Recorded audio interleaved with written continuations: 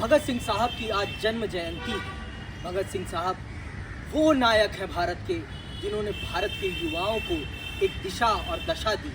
इन्होंने ये समझाया इस देश के युवाओं को कि क्रांति हथियार से नहीं विचार से आएगी, और बहुत ही उत्तेजित किया इस देश के युवाओं को कि अगर आपके राष्ट्र को स्वतंत्र करना है तो आपको आगे आना पड़ेगा। जब तक आप इस सरकार के खिलाफ नहीं खड़े होंगे तब तक इस देश को आज़ाद नहीं कराया जा सकता।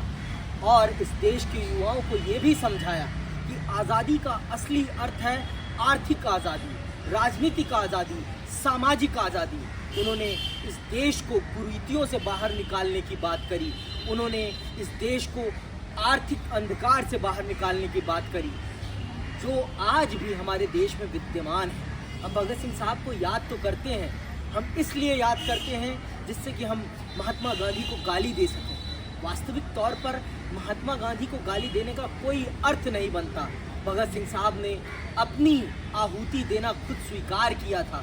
उन्होंने खुद मना किया था कि मुझे ना बचाया जाए।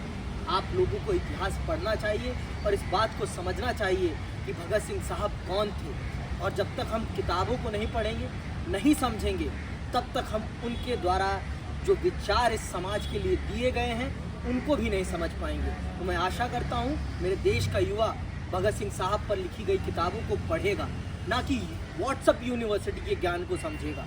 वो किताबों को पढ़े और उनके विचारों को समझने का प्रयास करें। मैं इसी के साथ विदा लेता हूँ।